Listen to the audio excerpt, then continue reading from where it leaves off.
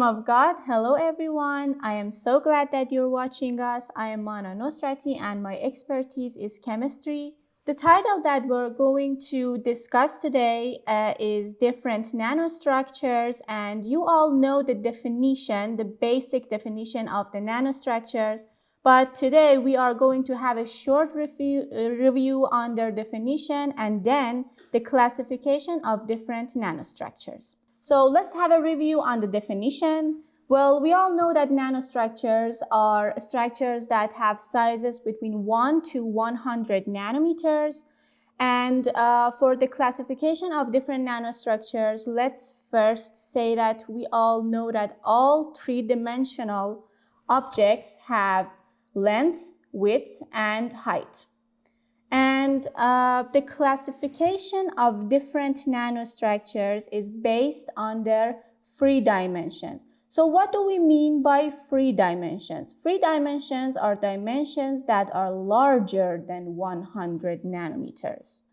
So based on what I said, we have zero-dimensional nanostructures, one-dimensional nanostructures, two-dimensional, and three-dimensional nanostructures. What are zero-dimensional nanostructures? They have no free dimensions, which means that none of their dimensions are larger than 100 nanometers. And their other name is nanoparticles. Their length, width, and height is under 100 nanometers. We have one-dimensional nanostructures which have one free dimension or one dimension larger than 100 nanometers. We have two-dimensional nanostructures, which means two of their dimensions are larger than 100 nanometers. And at last, we have three-dimensional nanostructures, which means all three dimensions of these structures are larger than 100 nanometers. So you might ask, how are they nanostructures if all of their dimensions are larger than 100 nanometers? In your answer, I can say that their outer structure is larger than 100 nanometers, but their internal structures or the blocks that are gathering together and forming them are smaller than 100 nanometers. So going on, we'll see examples and shapes of these different nanostructures. And let's say some details or speak more about each of these nanostructures. For example, let's start with zero-dimensional nanostructures. Zero-dimensional nanostructures, as I said, they have no free dimensions or no dimensions larger than 100 nanometers. They might have different shapes. For example, they have spherical shape. For example, they have cubic shape or pyramidal shape. So based on their shape, they naturally have different applications. For example, when I say they have no dimension larger than 100 nanometers, it means that, for example, a spherical nanostructure means their radius or diameter is smaller than 100 nanometers and their volume is smaller than 100 nanometers.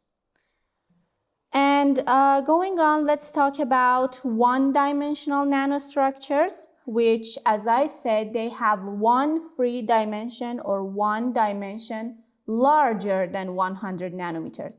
The other two dimensions are smaller than 100 nanometers. We can say examples like nanowires, nanorods, or nanotubes. And going on and comparing these examples, we can conclude 5 facts about one-dimensional nanostructures.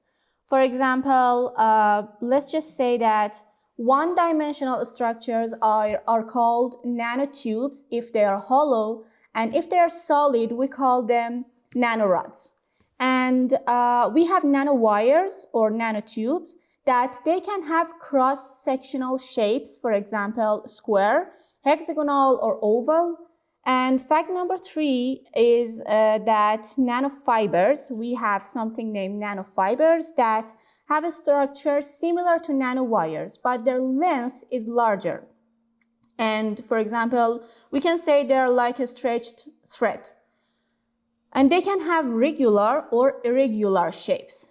And we have nanofibers in different, for example, drugs, and they, based on their shapes, naturally, again, they have different applications.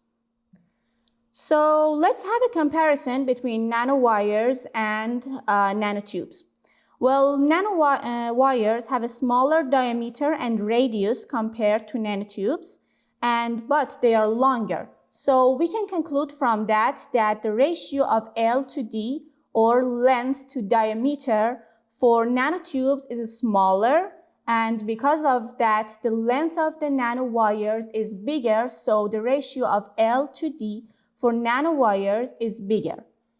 In this slide, we can see the length and the radius we are talking about that form our L to D ratio for nanotubes and nanowires.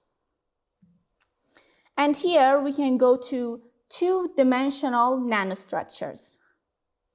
About their properties, I can say that the 2 dimensions can be larger than 100 nanometers, and 1 dimension is smaller than 100 nanometers, as I said before. The next property is that we can say one of the most important 2-dimensional nanostructures are coatings or thin films. We can see one of the 2-dimensional nanostructures here. For example, this structure is named graphene, and graphene is formed by hexagonal carbons forming together and coming together to, let's say, form a very thin film of carbon, and it has many applications, for example, for synthesis of nanotubes. And we can see that in our pencil that we're writing with, that we are going to talk about later. So here we can see that the structure has the maybe length and the width are larger than 100 nanometers, but the thickness of our structure must be smaller than 100 nanometers, so this has the property of a 2-dimensional nanostructure.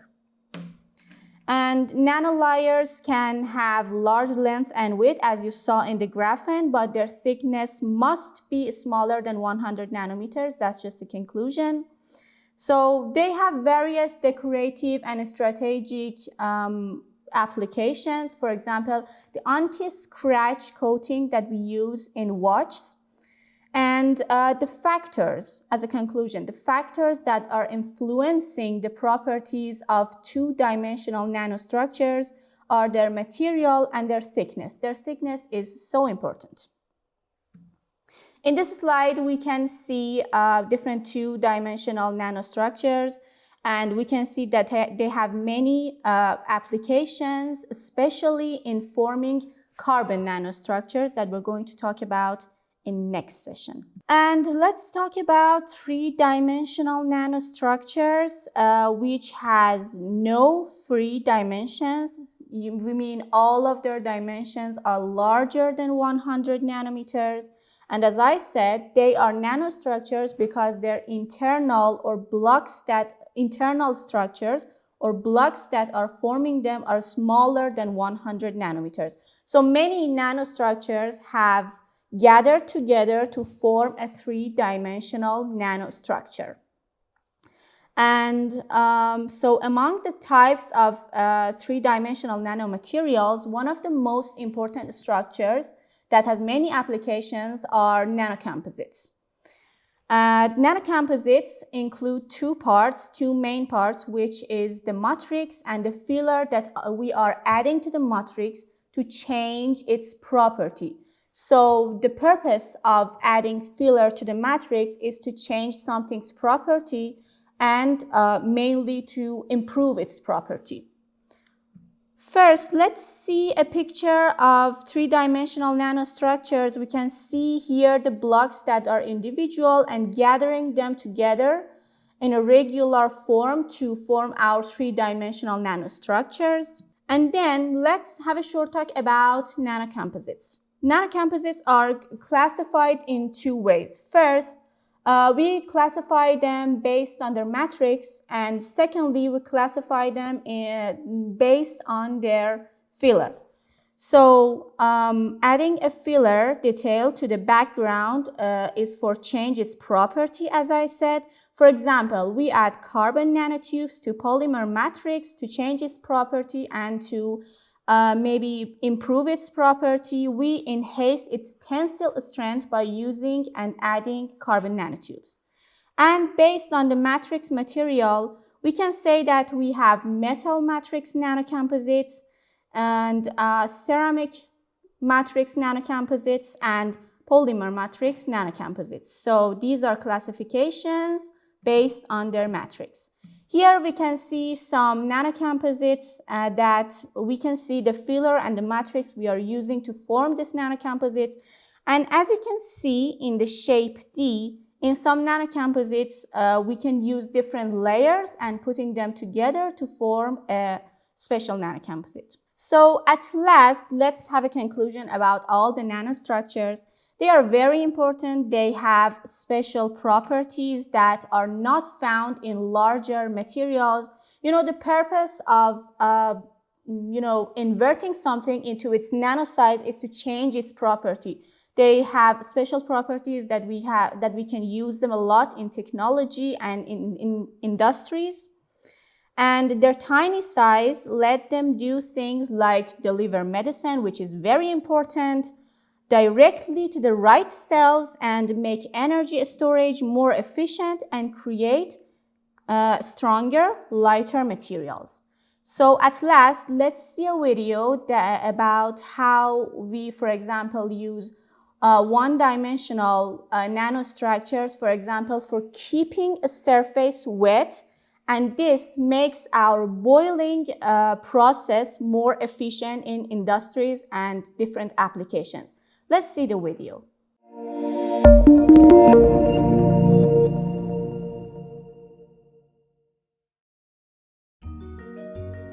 Boiling is used in a variety of applications vital to modern society, from the way we produce electricity and clean water to the way we heat and cool our buildings. Our goal is to make a superior boiling surface, not necessarily for use in your kitchen tea kettle, but something that could one day make the boiling that takes place in power plants safer and more efficient. One thing that we know is that to keep the process rolling up to higher and higher heat transfer rates, you need to keep the boiling surface wet, with less bubbles sticking to the surface. So we've come up with a way to turn any surface into one that pulls water down like a sponge by using nanostructured surface coatings that are hundreds of times thinner than a human hair. This forest of metallic grass is actually a nanocoating made up of millions of viruses that grow on tobacco plants. The viruses are engineered to cling to all kinds of surfaces and form a network of rods that we then coat with metal to form a solid, porous wicking structure. When a liquid makes contact with these surfaces, it sticks and spreads, making it harder for it to dry out during the boiling process.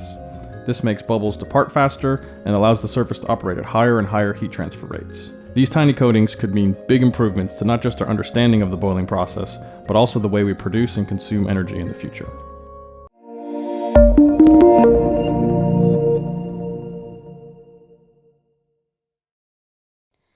So the video you saw was just one application of nanostructures. As I said, they have many applications in different industries. And at the end, I really hope that you could take good lessons from this video. We'll discuss the rest of the title in the next session. And so bye for now.